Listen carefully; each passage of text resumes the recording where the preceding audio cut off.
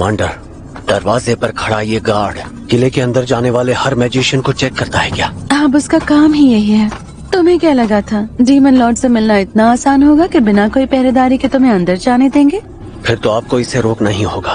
अगर मेरा राज बाहर आ गया तो लगता है कि वो मेरा नकाब और पोशाक जरूर उतरवाएगा। तुम उसकी फिक्र मत करो, मैं हूँ ना, सब संभाल लूंगी।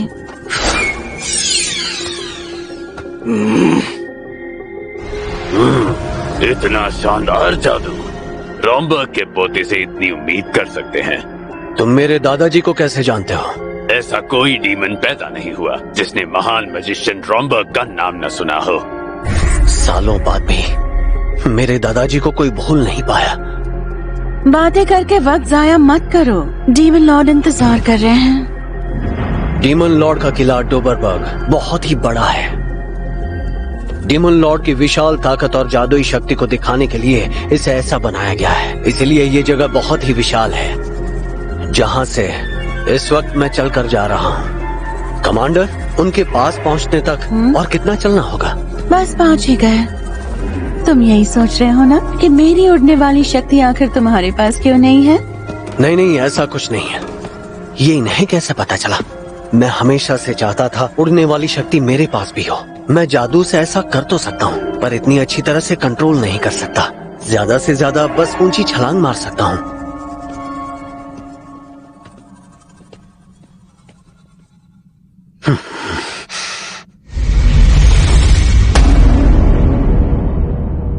आइक, तुम थोड़ी देर यही इंतजार करो, मैं उन्हें तुम्हारे आने की खबर देकर आती हूँ।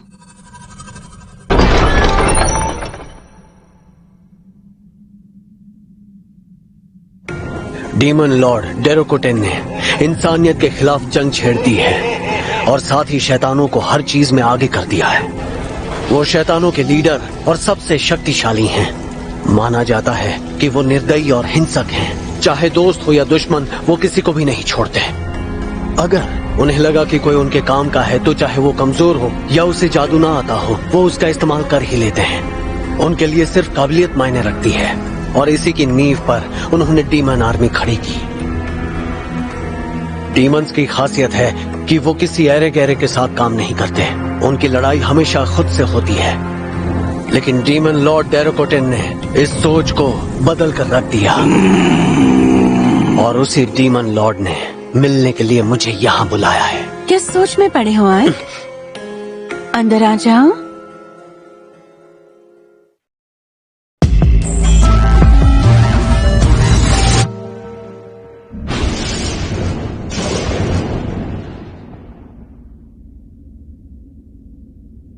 तो तुम ही हो वो आइक जो कमांडर सेफिरो के अंडर है? जी। अपना सिर ऊपर उठाओ। जी। मेरे किले में तुम्हारा स्वागत है। ये क्या, डीमन लॉर्ड एक लड़की है? मैंने तुम्हारी ऐतिहासिक जीत के बारे में सुना कि 1 हफ्ते में तुमने आर्सेनम पर कब्जा कर लिया। जी, मैंने बस वही किया जैसा मुझे कहा गया। इसका पूरा श्रेय सेफिरो मैम को जाता है। अरे वाह, सोचा नहीं था कि तुम इंसानों की तरह भावुक निकलोगे। ये क्या, कहीं मैं पकड़ा तो नहीं गया? ये महान मैजिशियन रॉम्बर्ग का पोता है जिन्हें जादुई दुनिया में गार्डियन ऑफ हेल का दर्जा दिया गया है। ओह, तो ये बात है। ये महान रॉम्बर्ग का पोता है, शायद इसीलिए ये इतना विनम्र है और इसकी सोच भी काफी दूर की है। इसीलिए तो इसने लोगों को जान से नहीं मारा और ना ही उनके लीडर को मारा। इंसानों की जान लिए बिना ही इसने आर्सेनम पर कब्जा कर लिया। मुझे जीरोन की बात सुन लेनी चाहिए थी। उनके लीडर को सबके सामने मारकर बिल्कुल एक शैतान की तरह पेश आना चाहिए था ताकि इन्हें मुझ पर शक ना हो। नहीं, मैं इंसान हूँ, मैं ऐसा नहीं कर सकता। लेकिन मेरी पहचान सामने आ गई तो। डीमन लॉर्ड, अगर आपकी इजाजत हो तो मैं कुछ कहना चाहता हूँ। हाँ जरूर। शुक्रिया, क्योंकि हम इंसानों को डरा कर रखते हैं, इसलिए वो हमारी बात नहीं सुनते और आज तक हमेशा ऐसा ही होता आया है। अगर हम इस बात पर गौर करें कि जब जब डीमंस द्वारा लीडर्स को मारा गया या फिर जब जब लीडर्स को जिंदा छोड़कर अपनी गद्दी को ही संभालने दिया गया, उससे साफ होता है दोनों ही हालातों में हमारी आर्मी के लिए कौन सी चीज फायदेमंद है। लगता है ये रॉम्बर्ग की सोच है ना? जी हाँ, डीमन लॉर्ड डेरोकोटेन। चाहे इनसे बात करके मुझे बस कुछ ही देर हुई है, लेकिन एक बात मैं पूरी तरह समझ चुका हूं कि इन्हें मेरे दादाजी रोम्बक की तरह पुरानी सभ्यता की पूरी जानकारी है, और उसी समझ का इस्तेमाल करके इन्होंने डीमन लॉर्ड्स आर्मी तैयार की है।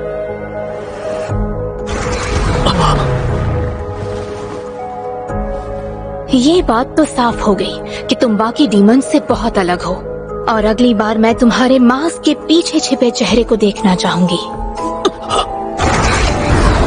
उम्मीद है कि तुम ऐसे ही काम करते रहोगे पूरी ताकत से।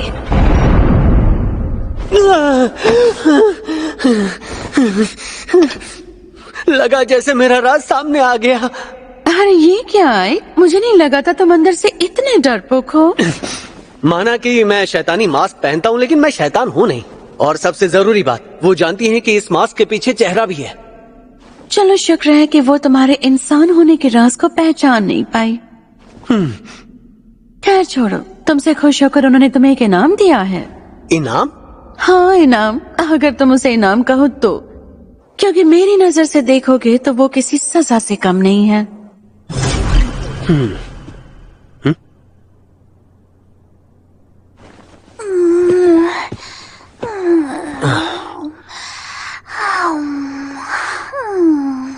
उठो। मुझे माफ कर दीजिए, मुझे माफ कर दीजिए प्लीज, मुझे जान से मत मारिएगा, मुझे गलती हो गई। आप जो कहेंगे मैं करूंगी, बस मुझे जान से मत मारिएगा, मुझे मारिएगा मत। अरे रोना बंद करो, मैं तुम्हें मारूंगा नहीं। नाम क्या है? 13? ये कितना अजीब नाम है। गुलामों को हमेशा नंबर से ही बुलाया जाता है, पर मॉम मुझे साथी बुलाती थी जो मुझे बहुत पसंद था। ठीक है, लेकिन ये तय हो गया कि मैं तुम्हें यहाँ से बाहर नहीं जाने दूंगा। तुम्हें मेरा राज पता चल गया। बिल्कुल फिक्र मत कीजिए, मैंने कुछ भी नहीं देखा, मैं किसी को कुछ नहीं जाऊंगी, मैं इस राज को राज ही बना कर रखूंगी। हाँ ठीक है, मैं समझ गया, लेकिन बदले में तुम्हें आपसे यहीं रहकर मेरे लिए काम करना होगा। तुम चाहो तो बेशक मना कर सकती हो, अगर पसंद नहीं आया तो। मुझे अपने साथ रखने के लिए। ठीक है, डील पक्की।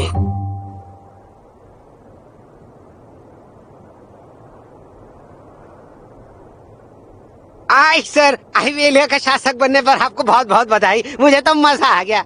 शासक? और वो भी मैं?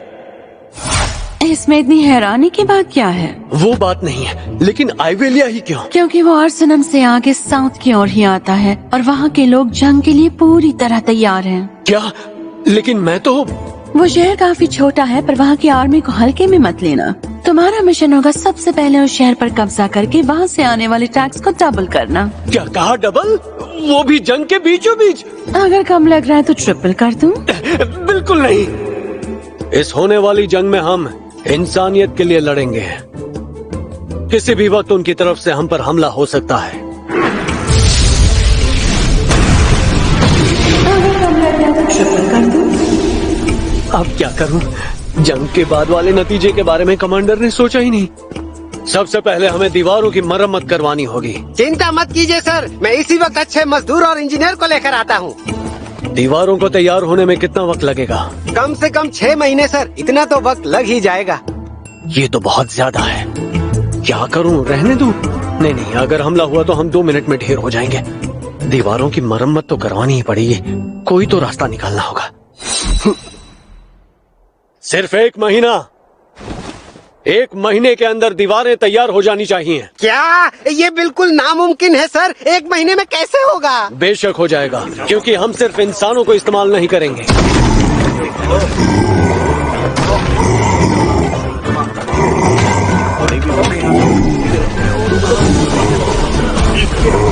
ऐसा पहली बार देख रहा हूँ जब इंसान और शैतान एक साथ काम कर रहे हैं। ऐसा नजारा पहले कभी नहीं देखा। आइक सर के सोचने का तरीका सबसे अलग है। उन्होंने सबको 8 घंटों की शिफ्ट में बांट दिया ताकि काम 24 घंटे चलता रहे, और उनके जोश को बनाए रखने के लिए वो सबको पैसे भी दे रहे हैं। ये तो मानना पड़ेगा, आइक सर जीनियस हैं। अब समझ आया लोग इन्हें डीमन लॉर्ड आर्मी का बेहतरीन लीडर क्यों कहते हैं। देख क्या रहे हो? चलो पीछे हटो। शक्ति अपना असर दिखाओ।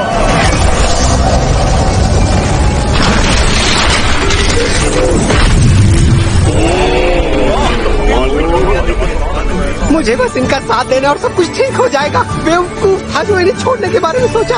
आई सर, जरूर अगले डीमन लॉर्ड बनकर रहेंगे।